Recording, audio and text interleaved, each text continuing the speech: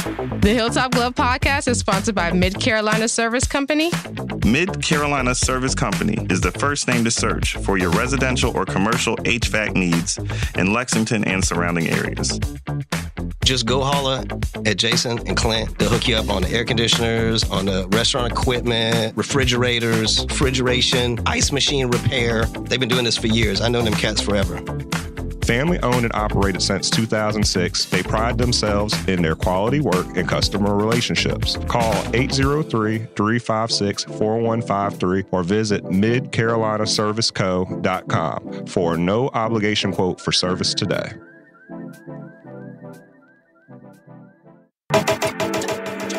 The Hilltop Glove Podcast is sponsored by True Brilliance Entertainment. True Brilliance is a production, promotions, and management company dedicated to connecting artists and producers across the Carolinas to music industry professionals. Several of their clients have placements both domestic and internationally as a result of their services. Are you an artist or producer looking to build meaningful relationships within the music industry? Then True Brilliance is for you. Check them out at paramilitary.com. That's spelled P-A-I-R-A military.com. This episode of the Hilltop Glove Podcast is sponsored by Bob's. Bob's is a Columbia-based retailer of over 100 Black-owned products from 20 Black-owned businesses. Bob's offers a wide range of items from household cleaning, cosmetics, and everything in between. With every visit to Bob's, you support Black-owned businesses, giving them the opportunity to grow and establish connections with our community. Bob's is located inside the NOMA warehouse at 2222 Sumter Street in Columbia, South Carolina. Visit their website, weshopbobs.com, for in-store pickup or to find out more. Bob's can also be found via social media on Instagram, Facebook, and TikTok at weshopbobs. When you stop by, tell them the Hilltop Glove sent you. Bob's brings quality Black brands to the Columbia community. The Hilltop Glove Podcast is sponsored by Red Rooster Sports Bar and Grill. Red Rooster is your neighborhood bar and grill serving the best wings, burgers, and baskets in the Met. Like the amazing food, the bar is always on tap, and there's plenty of screens to watch the big game. Red Rooster is the Midland's premier meetup spot for local car and bike clubs, fraternities, and sororities. Staff is dedicated to accommodating all kinds of parties and events. If you're looking to catch a game, have a bite, and a drink, look no further than the Red Rooster. Red Rooster is located at 7500 Wilson Boulevard, Columbia, South Carolina. For more information, visit redroostersportsbar.com or visit them on Facebook, Instagram at Red Rooster Sports Bar. Go where the winners go.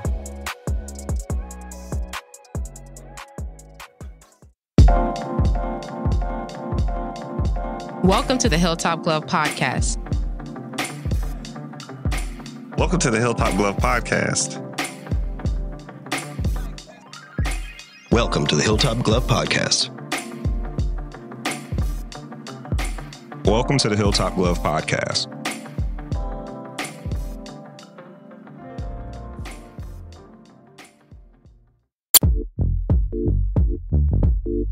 Welcome to the Hilltop Glove Podcast, where Skip and DJ And What interview guests and discuss topics such as business, current events, and pop culture. The motivational podcast for the hip-hop millennial.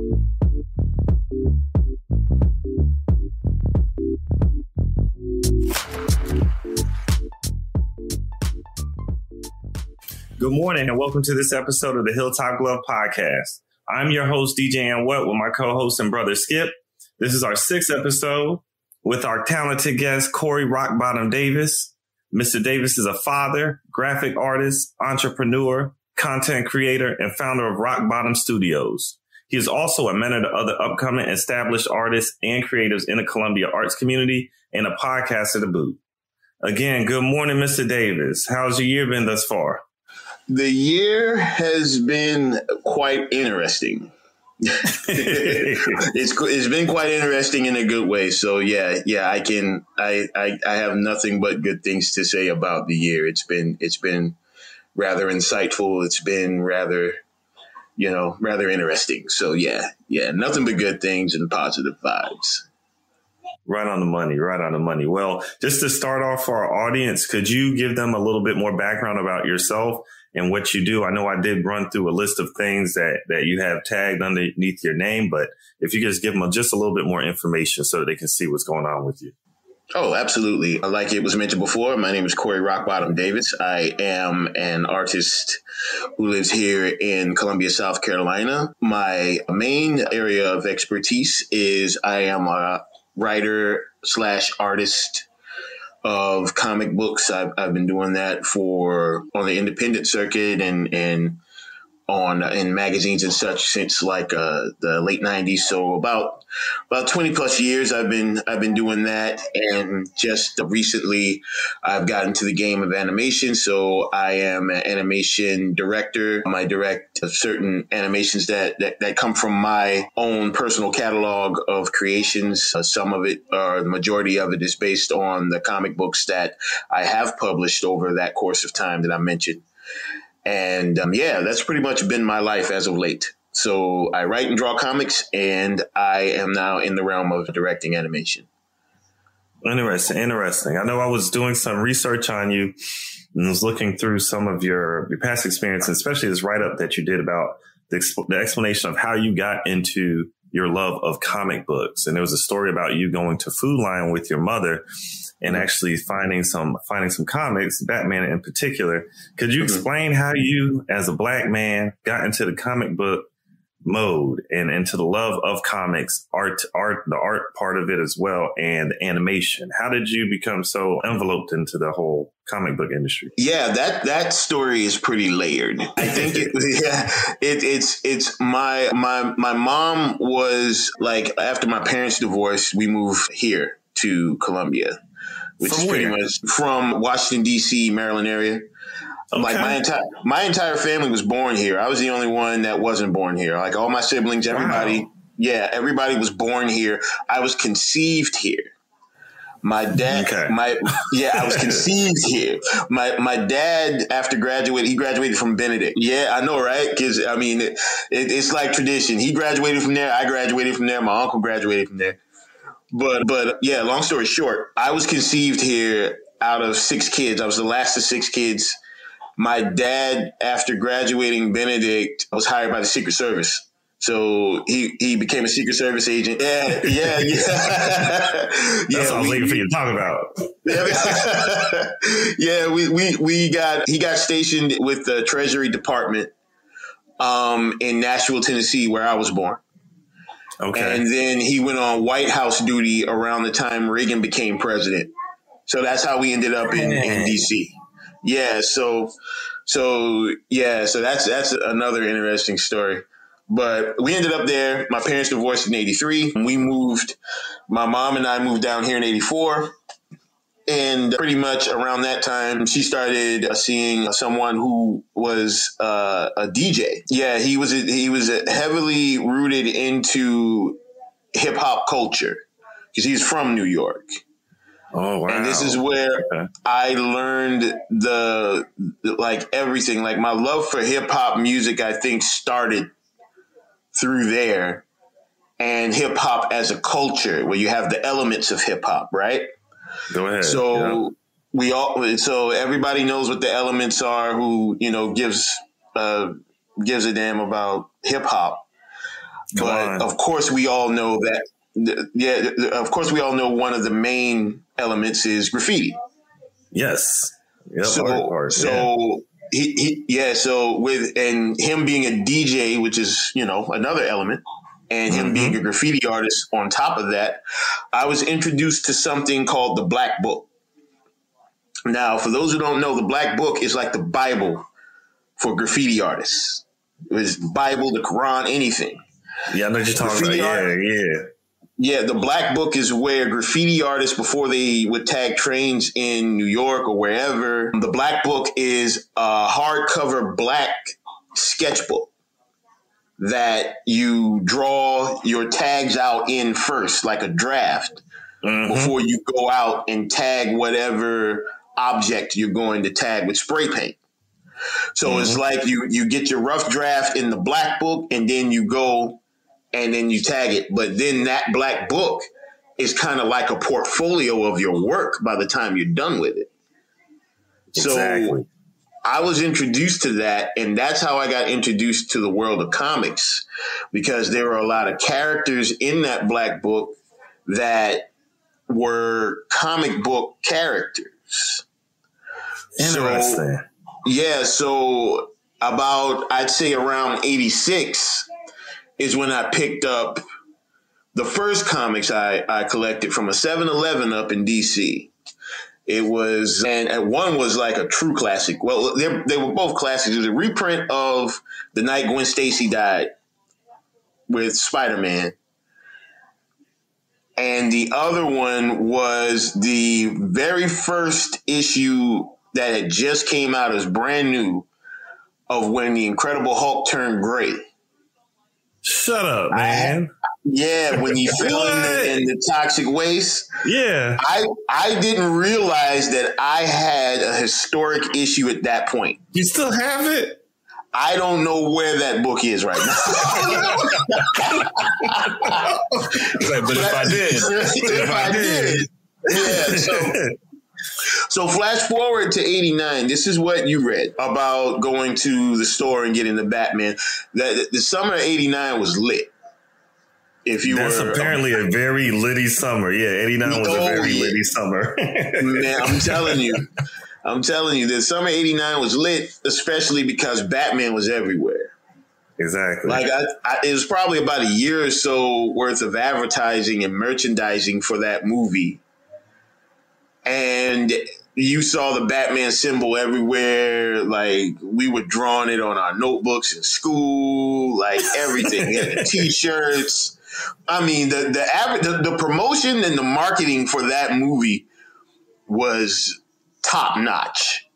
So that's what made a lot of Batman fans out of myself and my friends was that, and going to see the movie and everything. So I would go to this Food Lion and get copies of Batman, because I wanted, like, at that point I was a fan. I was like, I need to get everything that is Batman.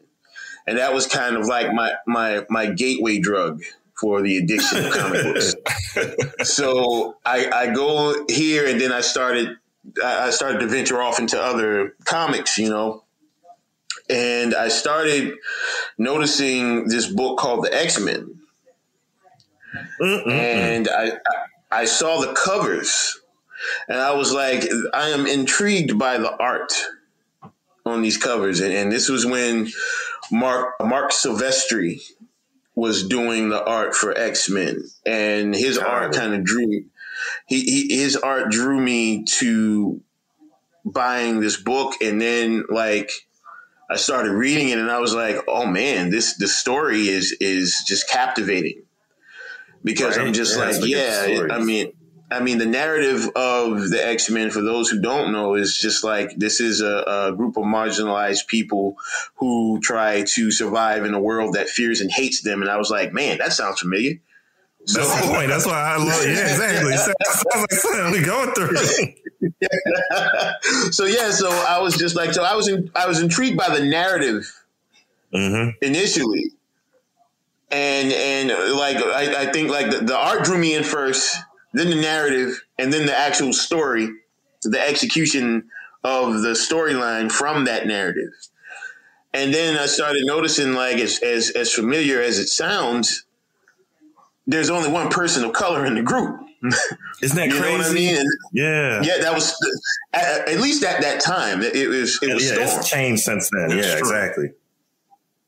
And I picked it up, and then an issue later, they killed her off. I was like, damn, I just got here. Oh, wow. That was at that time. Yeah, because she's been around. Yeah. Yeah, they killed her character off, like, not even an issue or two issues into it. And then, like, I was like, man, so then something else happened after that. Another artist came on and took over the art duties of the book. And this is when I started to learn that, you know, comic book artists, there's like a revolving door of different artists that can come in and draw out the story. Then I was introduced to the art of a man named Jim Lee. Jim Lee is like the Bruce Lee of of the comic book world. Everybody wants to be this dude. Everybody takes a look at his style and says, this is what I looked at that at 11, 12 years old when I saw it. And that's what made me say, this is what I want to do. Because he wasn't drawing like anybody else. I mean, Silvestri was good, and he was far removed from the template that Jack Kirby laid years before. Way back in the day, yeah. Yeah, because, I mean, if you ever saw that book, How to Draw Comics the Marvel Way. Yes, I remember the book. Oh, yeah, I remember that book. Yeah. I mean, that's like the Bible for comic book artists. Like everybody, like no matter how old it gets, no matter who you are, that book is still relevant till this day. And I think it's been around since the 70s. Ooh, and John Buscema, I think, was the artist that was giving the tutorials in the book. But he's also a product of that Jack Kirby era. So everything that he did looked like Jack Kirby stuff. Jack Kirby. Gotcha. So when they're telling you how to draw the Marvel way, they should have just named that book How to Draw Like Jack Kirby. so Jack Kirby biting. Right. If you want to work it. But I say all that to say this, that Silvestri was so far removed from that style. He had his own thing going. And I mean, you had like Art Adams here and Michael Golden's there over the years, but nobody that made like such a significant impact like those guys did, like Silvestri and Lee and McFarlane and Rob Liefeld and all those guys who went on to create Image. This is where they started. And I was watching their career like get birthed right in front of me. Without even realizing, right place at the right time. Yep. Right. So seeing Jim Lee's work in X-Men is what made me say, this is what I want to do. And the lack of representation when it came to kids that looked like me at that time. Like there wasn't, and you have to look at it like this. This is an era where you have Black Panther, you have Luke Cage, you have Captain Marvel. A lot of people don't realize, like, you see, like, the Captain Marvel movie and all that. The first female Captain Marvel was a Black woman. And that was Monica Rambeau. Yeah, if you're watching it's not well known.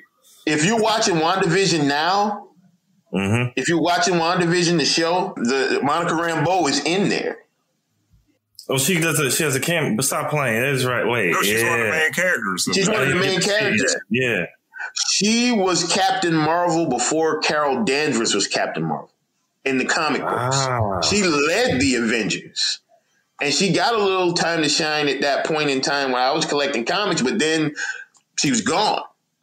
You know what I mean? So there was really no real representation of us until like the early 90s where, you know, where we started to take the front seat as characters of color in comic books and everything. And that's when Static and everything was born, and Hardware, Blood Syndicate, and Milestone Comics came out with like this through DC with a stable of nothing but Black characters, Black superheroes. And that was around 92, I think. It came out around the same time Image did. But, you know, Image, you know, they were in the limelight because they were just like, you know, they were the guys who were the guys I mentioned, Silvestri, Lee, all that stuff. They were leaving Marvel because of what they felt was unfair practices within the workplace. And they started their own thing. It was around that same time, that's when Milestone came out. And Milestone was a bunch of Black comic artists and Black creators that had a portion of DC Comics to where we could just shine and we could have characters. Kids that were my age at that time could have characters that looked like us and feel represented and not left out of the initial narrative of how comics were being presented at that time. You know what I'm saying? So it was like an entire stable of Black superheroes, and that's where Static came from. So Static Shock and all that stuff. Right? Yeah. So it was that was like at that time that I mentioned when I picked up that comic and I wanted to do drawings, I wanted to do comic art, I should say. And I wanted to get into the game and create more characters that looked like me. And that was pretty much the catalyst for me wanting to get into the business, is that, I as much as I love comics, comics they're basically an escape, especially when it comes to young people. It's an escape from everyday life. It's an escape from, school and having to do chores, anything. Come on, anything that could weigh a kid down of that age, of a certain age group. This is, it's an outlet. It's their escape from the everyday life that they have to face, that, they feel that's wearing them down. So it's their way of escaping. And what better way to escape than to see within this medium characters and heroes that look like you, that represent you and represent where you come from, So that was very important to me, and it's very important to me to this day. The art and the act of representation is very important when it comes to actually anything in the realm of entertainment. But, speaking from my standpoint, from what I do, it is very important to have the proper representation of any background, any walk of life. I would rather hear those stories told by the people that come from that community. You know what I mean? It makes it more authentic. So that's a very important thing to me. And those elements of what I just presented was my biggest motivation to get into the game. And here I am. Continuing on that line of reasoning, man, it seems that it's very important. You seem very passionate about this. You really want to be successful in your endeavors to expand diversity in the art community, particularly in Colombia. Who are you collaborating with on these efforts to do such movement? There's a lot of folks that I have collaborated with here as far as pushing that narrative. One in particular is a buddy of mine named James Conway. Shout out to James. Yeah, so I've been working with him. He's an artist and he draws under the name of Ruthless Wright. And I've been kind of, in the beginning, kind of mentored him a little bit, like since I've known him. It's been about a decade since I've known him. But, he's coming to his own, so he don't need me no more. So, but no, he works alongside me. Got you. But that's good. Like you say, you taught him how to fish for himself. He doesn't need to keep sitting by. He could do his own. Well, I mean, even not even this necessarily that. It's just the fact that, what he's gone out and obtained on his own outside of that is very, very impressive, actually, and very important. And I've sat with him and, got him in a position where he works alongside me. I want him to shadow the people that I'm working with within the industry that can, help him, advance to where he wants to go. Excuse me, because what he wants to do more than just draw. Gotcha. He wants to get into the business side and everything as well. As far as like who I've collaborated with, as far as like kind of making an impact on the community, one of the closest people that I have been in contact with over the last few years pre-COVID was a buddy of mine named Mark Plessinger. Shout out to Mark. He is no longer in the community. He moved on to bigger and better things. And ain't nothing wrong with that. Not at all. So we've been kind of we kicked some ideas around and stuff while he was here, as far as trying to put together like a couple of different things. Like we would get together and plan shows and everything, and I would do shows at his establishment when he had Frame of Mind and all of that stuff. And we had so many ideas that we wanted to unleash, but I guess the timing was just off. But I guess to ask you a question, like what exactly, like when you say team up with people or who I collaborated with, in what realm, as far as what we've planned, like if we plan shows, or I guess to give you a more direct answer. Yeah, so for like the shows you've been working on, but also work. So certain comics that you have been working on, even like your Blurred Core podcast, things like that you have been working on within the Columbia area. Got you. So within the area, to start with Blurred Core is a podcast that I developed with James, and there's Erskine Ham, who is the owner and creator of the Orange Phoenix podcast, Heel Carmichael, who has his own wrestling podcast, and James. It's the four of us. And we're pretty much doing a podcast that revolves around the world of Black nerd culture, the blurred culture, if you will. That's that's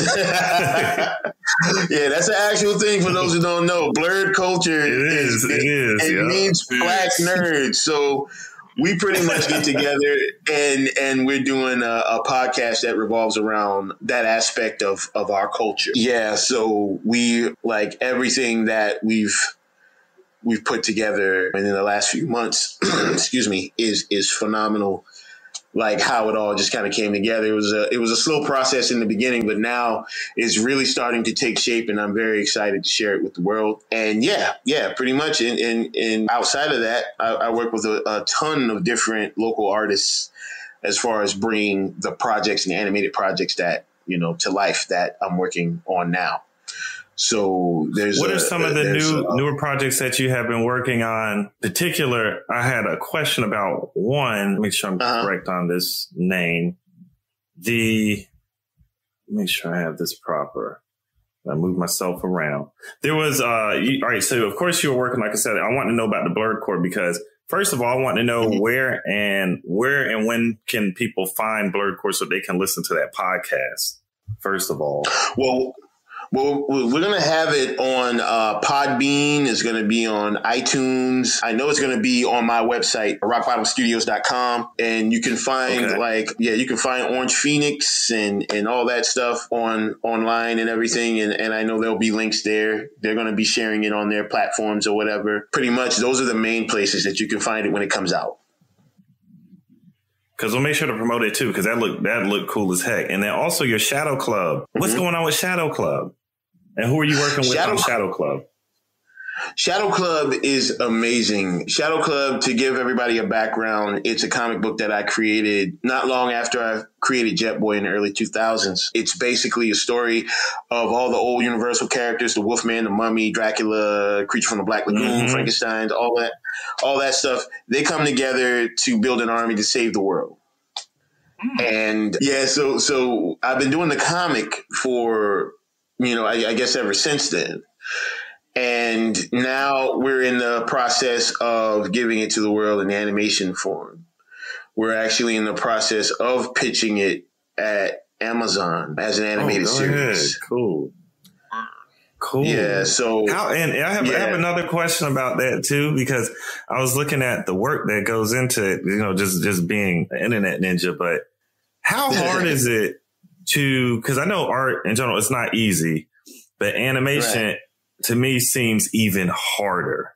How much of a grind is that? And of course, it has to be a work of love for you to be doing that. How hard is it to do what you do, especially the animation part, moving over from just using ink and pencil to sketch? Well, pretty much right now, I'm still in the process of learning certain aspects of animation. But the hardest part that I have, I'll do the character designs. So what I will do is I'll lay out the character designs and the plot for a blueprint. And then from that point, I'll draw out the characters and say, okay, this is how this character looks. All right, I'll type up a treatment for the script or a summary and say, okay, this is what the story is. And then from that point, I just tell everybody else what to do. Hey, there we go. I like that. I like how that sounds. I tell the people who make it move and look pretty, I just make it look pretty. They have to make it move. And it's just like, all right, there we go. That's pretty much it. But then they take those designs, they put their own spin on the design. So I mean, it's not just the fact that they just make it move. They put their own spin on the designs. They simplify it for animation because certain designs. Because I come from a comic book world, these guys are doing animation, so a lot of these designs have to be a lot simpler. That's what I was wondering. Yes, that's what I was wondering, because I know you can't, because I've done animation. I've worked with 3D programming and stuff like Maya stuff, and you can't taking one from the other. You really do have to edit those things down to make it simplistic and actually make it work properly. So people don't understand that part. They just see the finished product. They understand all that work that goes into getting that done, to getting that 12 minutes of live action. And it's not as easy as people may think it is. And I just want to see if you can explain some of that to our audience so they can understand the work that goes into actually sitting there and watching one of your favorite animations or seeing some good live action comics. Like it's not easy to do. Oh, yeah, it's not easy at all. It takes a team. That is for sure. Because if you're doing it by yourself, you are asking to be driven into the ground with exhaustion because there's so many different steps. You start off with the character designs. Then from the character designs, you have to do a final design, which is the design that's going to be going over to animation. Then you have the actual steps of animation, and there's several different programs and all that are involved in actually making those drawings move. So you have that. And then there's an entire different team or entire different, set of artists that do the backgrounds. So you have the backgrounds set into place, and then you animate on top of those backgrounds. And then you have to, bring those two elements together in the proper marriage. And then from that point, you have to position, make sure that the animation within the mouths are moving correctly when it comes to doing the voiceovers and everything. And that's an entirely different beast right there, because, you have to have the people come in usually. And like I've seen it done two ways. You can record the voices prior and then animate the mouths around it. Or you can have the voices and animate the mouth around the voices that are already pre-recorded. So there are two different ways to go about that. And it's like the process is just, it's long, it's tedious, but unless you have like a giant studio. That's what I was wondering. You're talking about weeks of work to produce a project. Right. Exactly. Like weeks of work. So, because there's so many layers to that, how it works. So, yeah. And so building on that time and that effort that you have to put into doing your art and being a creative, we know you have a beautiful child. Oh, yeah. Man, what is it like being an active father and a working creative? And how has your creative background affected the way that you parent and spend time with your family? And with that being said, after you answer that, would you have any tips to those that desire to be both a creative in a career and want to start a family? They want to have both of those things. Oh, yeah, absolutely. Involve your kids in what you do. Period. Now, granted, it sounds a lot easier than it actually is. Because I'll tell you right now, in the beginning, I would tell my daughter, I was just like, yeah, look, Daddy drew this. And she's like, so? Oh, God. She didn't come out and say that, but just that was the whole initial attitude. Yeah. But then, my son took a liking to what I was doing when he was about her age. And he would be fascinated for about 5 minutes, and then he'll go off and do his own thing. But it's like you involve the kids in what it is that you do, and you just kind of if you're still doing it, they're going to pick up on what it is that you're doing anyway. Exactly. So exactly.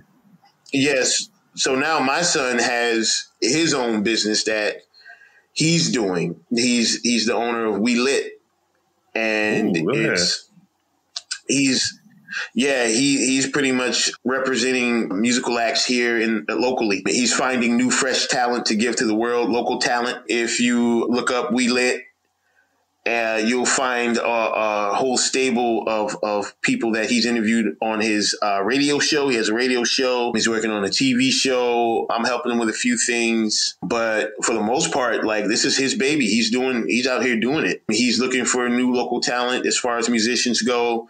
He wants to move off into the field of like, not just music, but bringing in other artists that actually, do like paintings and drawings and such.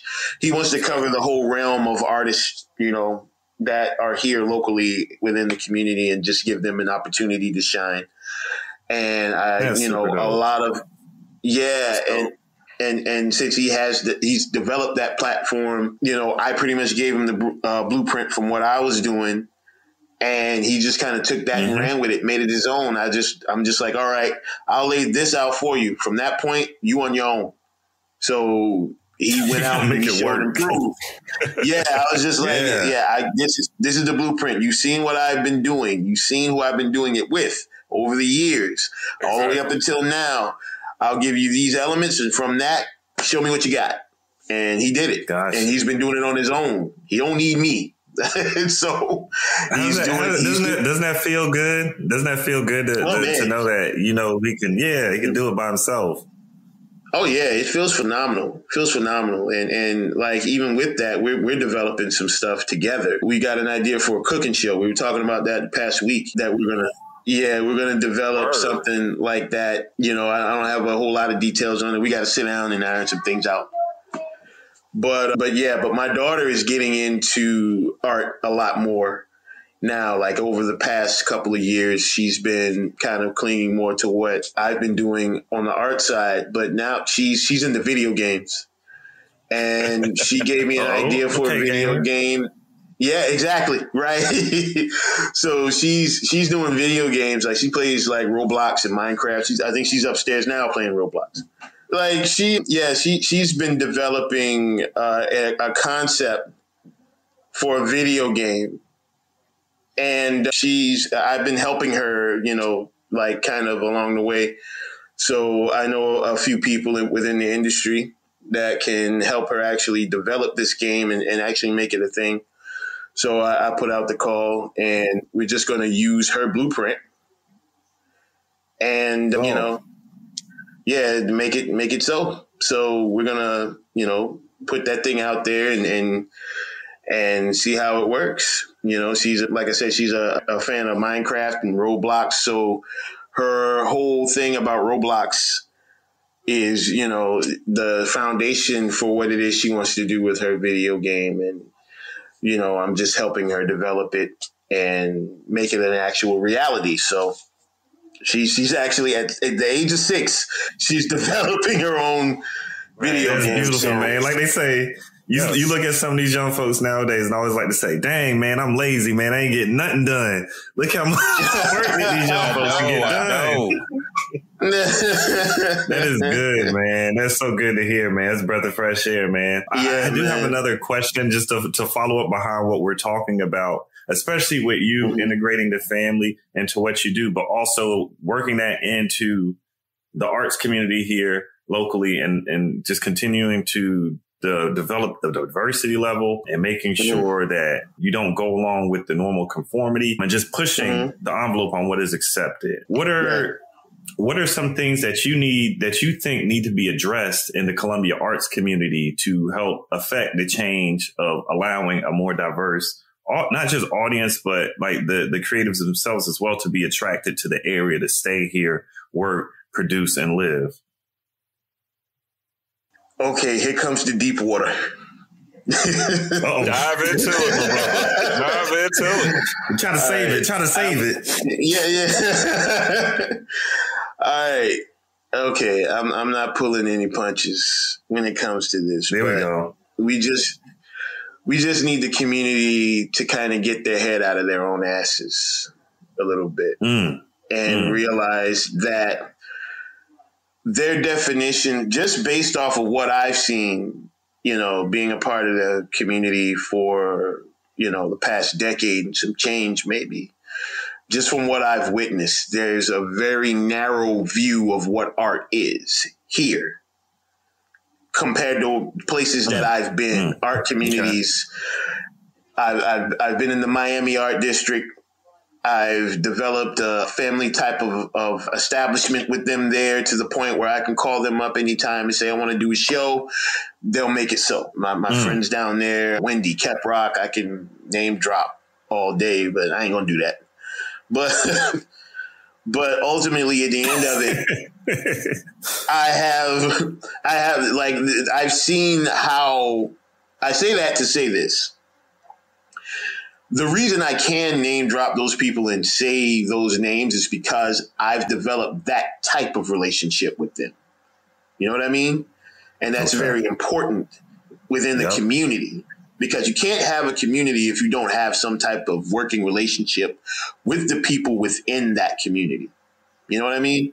So there in Miami, New York, Columbus, Ohio, Providence, Rhode Island, these are just cities that I can go in and just say, I want to do something here. Let's make it happen. Done. And then, yeah, exactly. But the thing about it is how their communities are structured is a lot more advanced and open-minded than the community that we have here. Because here it's, well, I'll put it like this. Everywhere you go, and this will be argued until the end of time. Like, there are cliques within communities, right? Yeah, of course. How these cliques operate within these communities are different. Like, you have, say, for instance, in one of the places that I do a lot of shows and have a working relationship with the community, down in like the Miami Art District, the cliques down there are the comic artists hang with the comic artists, the graphic designers hang with the graphic designers, and so on and so forth, right? But they'll come together at an art show, a gallery, a museum, anywhere that houses all types of art. Those cliques can all come together and play nice under one building, under one roof, and say, okay, I'm in this clique, but I'm interested in how this clique does their thing within the realm of art.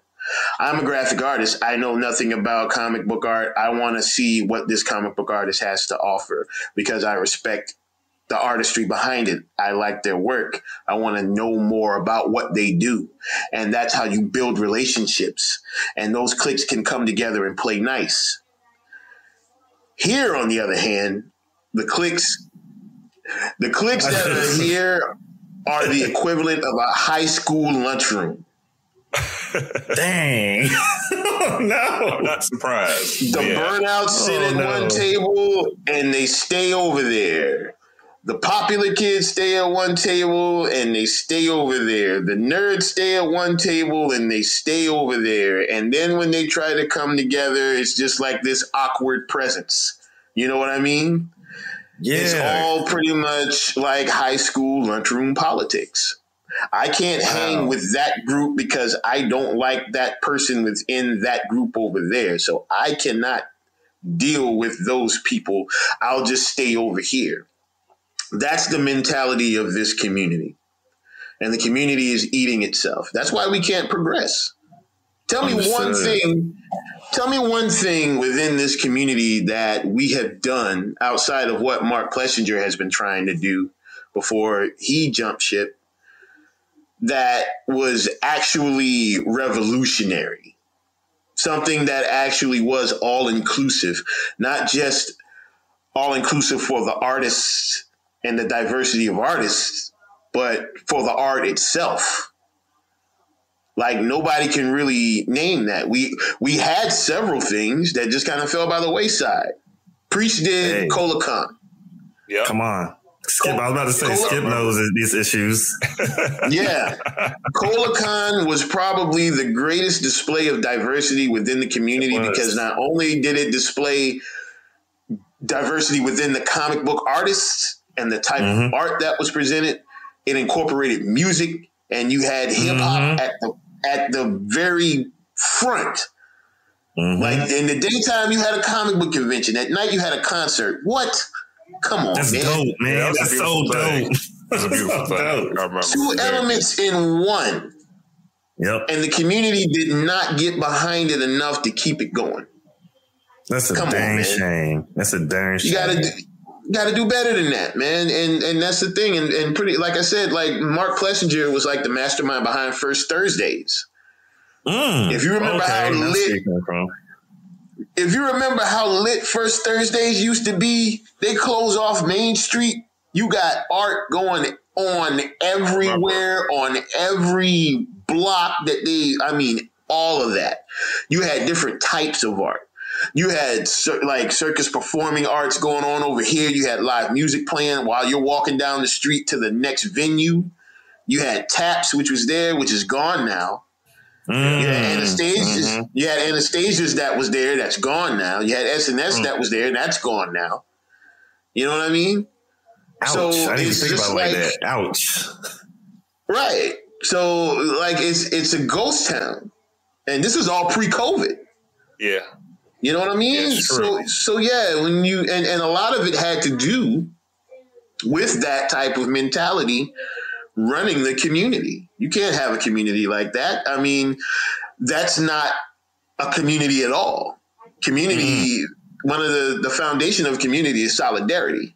There is no solidarity here, thus for making this community a joke. True. Exactly. The biggest joke I've ever seen. How could you increase the solidarity in the community? By opening up the community's minds to what art really is and giving them more of a variety of artists, because the worst thing that you can do, especially in the realm of art, entertainment, whatever, is rob your audience of the luxury of variety. And that's what's been done here. That's a good statement. I like that. Robbing your audience of the luxury of variety. Yeah, okay, because I mean, think about it. Yeah, because when you think about it, I mean, you want to be able to have those options, especially when it comes to art. You don't want to be confined, because that's pretty much, I mean, you can ask about 1,000 different people what art is, and you'll get 1,000 different answers.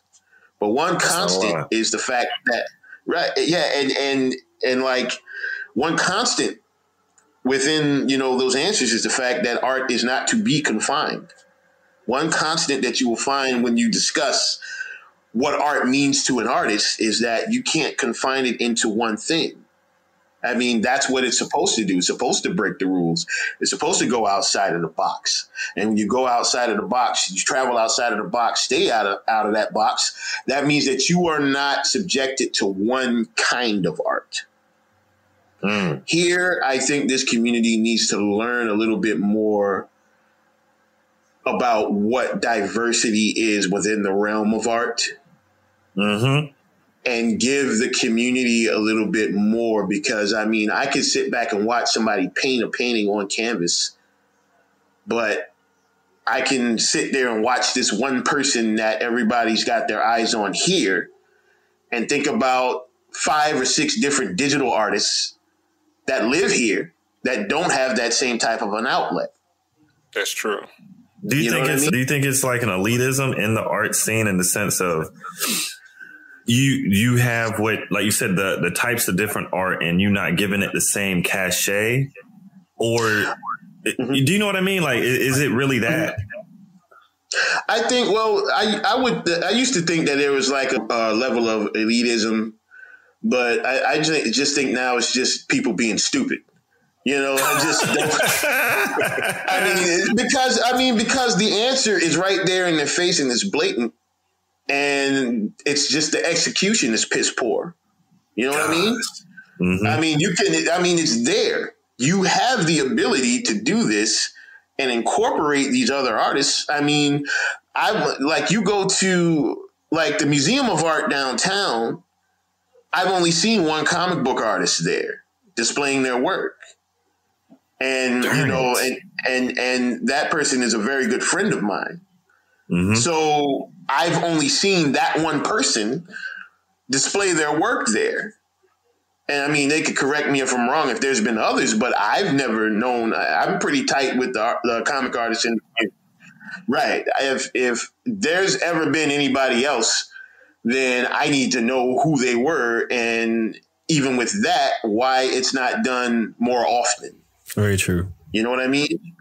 So it's just like, I mean, if there is a hierarchy, I would like to sit down and talk to these people because who's running this stuff right now? Right. Because I would want to know, like, because there had been a lot of talk, like a lot of these artists in community, just like, well, the community is being brought down by mediocre artists coming in and doing stuff. I'm just like, well, who's the hierarchy? Who's qualified in this community? Exactly. To say who's mediocre. Right. Straight up. Because whoever the hierarchy is thought that the epitome of top tier artistry was yarn bombing the trees on Main Street. Dang. This is crushed. Yeah. Whoever is in this hierarchy who's saying that, you know, they thought the epitome of top tier artistry was painting couches and putting them on the curb downtown. I'm not knocking the artist for doing that because it is art. You can't deny that. It is art. But I'll be damned if I allow any forum of people or any council or anybody to sit down and say that certain artists that are coming into the community are mediocre when that's the best you have to offer. You can sit down somewhere with that.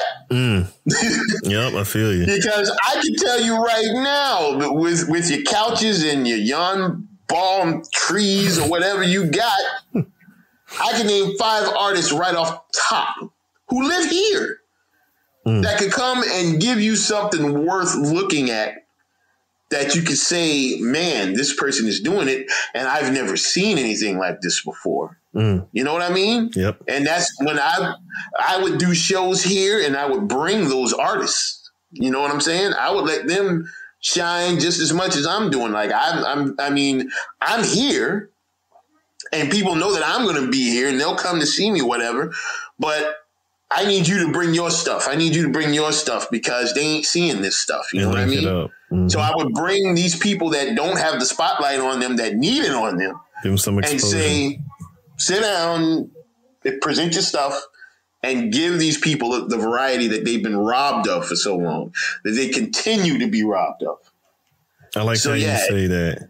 How you say that they've been robbed of that quality and that the other expressions of art that exist that are here locally. And it is sad because they're missing out on the culture in the area where they live that could also be supportive of the economy and economics that are here. So that is real. It's backwards, man. It's real backwards. Yeah. And do you think there'll be more effort to actually host and have events where you can allow local artists to show their skills, show what they do, especially with us coming up into the spring and the summer? Hopefully these months will be better for COVID. We'll see these numbers continue to decrease. We'll be able to bring more people out together. And so hopefully we'll have more things going on. I'm working on something. That's what I like to hear, man. That's what I like to hear, brother, man. I'm working on something. Well, we waiting, man. We're going to be waiting for it. I've got a few friends. Thank you. Because I've been sitting around. We actually had a plan right when COVID hit. Okay. Like this was something that was actually going to take off. We started talking about it like that December or something prior to COVID. Darn it. And then we were planning on having something around June or July of that year as far as an outlet here in Columbia. Okay. And then COVID came through and said, nope. So we've got something. We're putting together things in other cities. And we've got something going on in another city. I don't want to get yelled at for me. I don't know how. Yeah, gotta mess it up for us. I don't know how much I can say about it with the people involved. So I don't want them yelling at me. They already told me to shut up one time. So yeah, but there's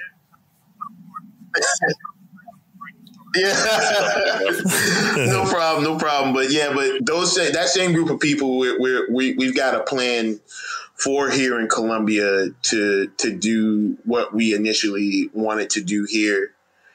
And we're just restructuring and reworking it for the post-COVID market.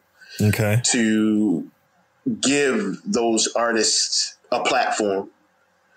A lot of them I'm already working with. I've already given them work. So they're working with me now on the Jet Boy stuff and the Shadow Club stuff. That's good. And that's good. By the time COVID is starting to chill out, we're able to create a market. Mm-hmm. Then the plan will already be done because, like I said, we're working on it now. Okay. So when it, yep, and it's we're ready. We're ready. We're not asking nobody nothing. We're not trying to fit into any type of particular clique. Those days are over. Done. Don't even go back to it. Yeah, so we're not. I mean, there's certain channels that you have to go through, of course, but certain protocols you have to follow. But other than that, it's just what it is. So we're making that happen. We're working on it, and it's going to be very interesting, and it's going to be very fruitful for other artists that are outside of the loop here in Columbia. You know what I mean? So it'll be a safe haven for them to come and display their works. That's good to hear. Well, I know we're getting towards the end of the hour. Before we go or anything like that, I always like to have people get out their information, let people know where they can reach you, where they can contact you, where they can follow more of your works so they can figure out what's going on with you at all times. And then, of course, we'll go ahead and put this stuff up on our site as well so we can go ahead and blast you out to the people. But yeah, if you could give them some of that information, that'd be excellent. You can find me at rocbottomstudios.com. That's rock without the K. That's a hub for everything that I'm doing. We're about to relaunch this weekend, actually, with everything. So go to that website. You'll find all my information there. My Facebook presence, Instagram, Twitter, everything is there. Updates on all the projects that's going on. The Jet Boy animated series, Shadow Club animated series, all the comics that are incorporated into that. There's a store there. You can pick up all that stuff there and the merchandise and the shirts, everything. Pretty much if you go to that website, all your questions will be answered. Like if you, yes. So that is a hub for all things Roc Bottom Studios and what I'm doing, what I got going on. And so just check out the site, check out the pages that are incorporated with Jet Boy on Facebook and Shadow Club Karma on Facebook. Give it a like, look at the content, stay in the loop. And we got some stuff coming for you. We got some heat coming for you soon. That's what I'm talking about. Well, shoot, Skip, is there anything you'd like to add before we finish up today? It was just an honor just to get Corey on here because in a lot of ways, and I know Corey doesn't necessarily, I don't know if he necessarily thinks about himself like this, but in some ways, especially when it comes to like persistence and following through with like projects and stuff, especially creative projects, I kind of always looked at him as a mentor in a sense because he's one of the few people that I know that, like I said, who could take an idea in his head and get it done and put it out in real life to where other people could see it and appreciate it. And that's a gift that is often taken for granted, not even just at our community, but just in general. And so it was nice just to be able to get the opportunity just to be able to chop it up with them and stuff. Because I know a lot of times we have conversations all the time. Because me and Corey, we can sit and talk all day about stuff, just like things with creativity, things with life. And it was just great just to be able to get him up here because I know when it came to us even creating the podcast, he was one of the first people I came to talk to about it, just visually how to put it together and just the steps, ideas of types of people we should talk to and stuff. He was one of the first people actually I consulted about it going back to last year. And whatnot. And as a matter of fact, he's the one who created the logo. Darn straight. That's the truth. Yep. That is his logo there. We appreciate that, brother, man. Yeah, we appreciate that greatly, man. We know we need them logos looking nice. I appreciate your appreciation. And I appreciate you having me on the show and involving me in the capacity that you have with the logos and everything. I am grateful to be able to have this lane and this opportunity with you guys and keep up the good work, man. You guys are on it. You guys are doing a fantastic job. Just keep doing what you do. Keep inspiring the artists that are watching you and listening and tuning into the podcast, man. Just keep it going, man. Keep it going. We will. And I just want to reiterate our thanks and our appreciation again, Mr. Corey Roc Bottom Davis. We appreciate you being on the podcast today. And until next time, the Hilltop Glove Podcast signing off. That's it for today's episode of the Hilltop Glove Podcast. Make sure to subscribe to us on Apple Podcasts, Google Podcasts, and other platforms. Also follow us on Instagram and Facebook at Hilltop Glove.